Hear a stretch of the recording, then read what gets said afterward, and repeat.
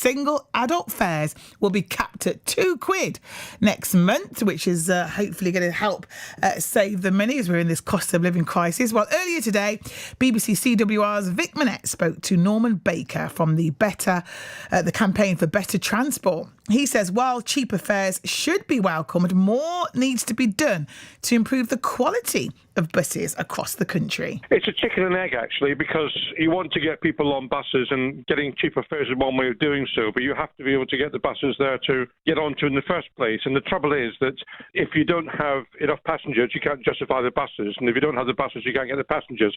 So it's just become a bit of a difficult challenge to meet. But in principle, reducing bus fares and making them simple so people know it's a £2 fare wherever you are has got to be a good idea. Well, let's speak now to Graham Vidler. He's the CEO of the Confederation of Passenger Transport. Afternoon, Graham. Afternoon, Trish. Is this welcome news for you? Yeah, well, it's great news for bus passengers, isn't it? The simplicity and certainty of knowing that wherever you're travelling, your single fare for the journey is going to be £2 is a really great thing and should help people's pockets this winter. OK, well, I suppose, and like I say, anything cheaper than what anyone's paying is good news, but the tickets aren't that much cheaper than what they are at the moment. They stand at, I think it's £2.20. Will that really make a difference?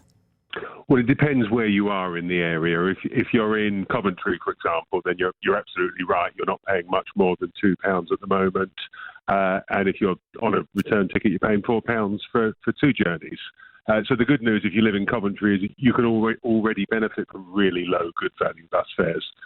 Further out in Warwickshire, though, I think there will be more of a difference where you're paying for journeys between, say, Leamington and Stratford. You're probably paying £5-6 for a single journey at the moment. So it'll be a real boost for people who want to make those journeys in the first quarter of next year.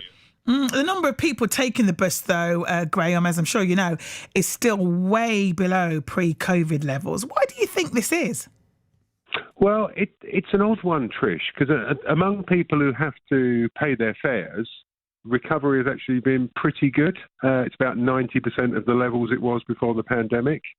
The real shortfall is with older people with their concessionary passes who are travelling in much smaller numbers than they were 3 years ago. And we think a lot of that is simply due to people travelling less, not choosing to use the bus less, but just travelling less, perhaps because they're doing their shopping online or they're having to see their GP online or whatever it is that's reducing their need to travel. And like you say as well, I think with my mum, she used to catch the bus every day, and because a lot of the stores that she shopped at are now closed and she doesn't catch the bus. What can be done to bring the numbers back up? Because, we're being told, ditch the car, use public transport.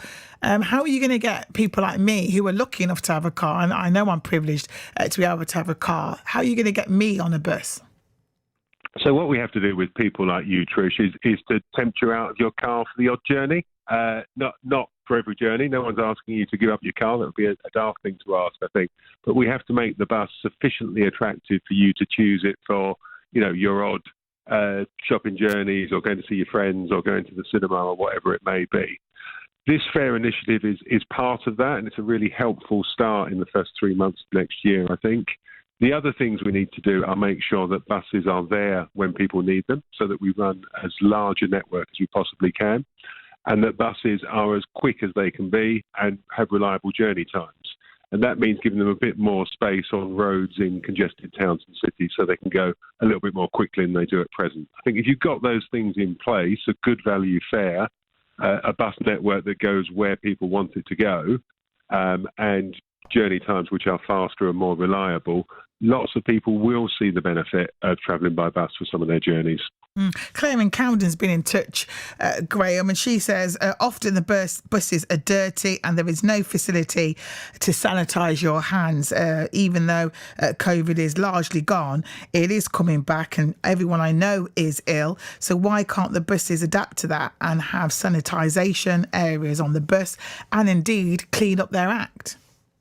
That is a concern, I know, for many passengers, and all of our member operators made huge progress in enhancing cleanliness during the pandemic and beyond. We are still regularly cleaning our buses to make sure that they're clean and safe for everyone to use them.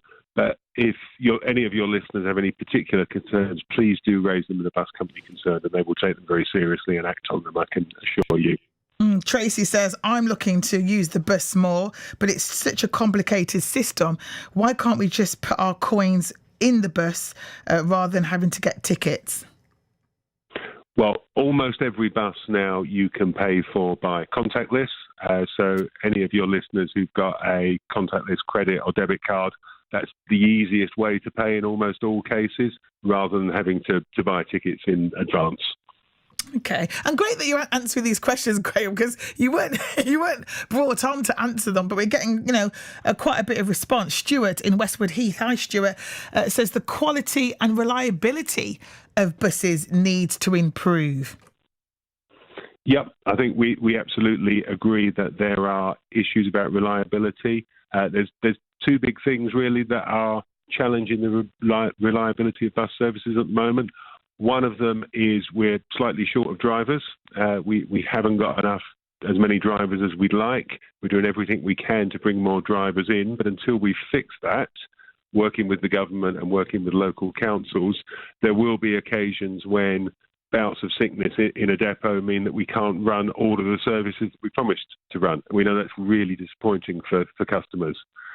I think the other thing, as I've already said, is there's so much congestion that sometimes buses get held up in traffic and they can be delayed. They can be unpredictable if you're trying to get to a doctor's appointment or to work and you want to depend on getting there at a particular time.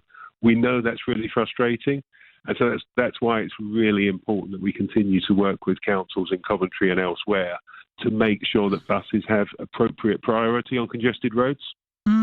And yes, and Adiola's been in touch to say, I'm not expecting you to answer this, but Adiola says a lot of the bus drivers are so, I won't say exactly what they said, but, basically are rude. Often the times they set off, especially if they see that you are looking to catch the bus. That's happened to me a number of times where, I'm just about to get on it and they drive past. I'm sure that's not every bus driver, but, I've definitely wanted to catch a bus once, and I think I was about literally 8 seconds away, and the bus sort of went off. I mean, it depends, doesn't it? They've got to keep to a strict timetable. Well, drivers are focused on punctuality and reliability and keeping to their schedule, but they also care hugely about the communities that they serve. And while there will be exceptions, such as that one that your listeners just mentioned there, the vast majority of drivers are absolutely committed to doing everything they can to help all of their passengers. Absolutely. Well, Graham, you've helped us with a lot of these queries this afternoon. Thank you very much indeed. Lovely to speak to you. Have a lovely Christmas. Thank you, Graham. You too, Trish. Bye. Bye. Graham Vidler there, the CEO of the Coventry Confederation of Passenger Transport. I'll get my teeth in.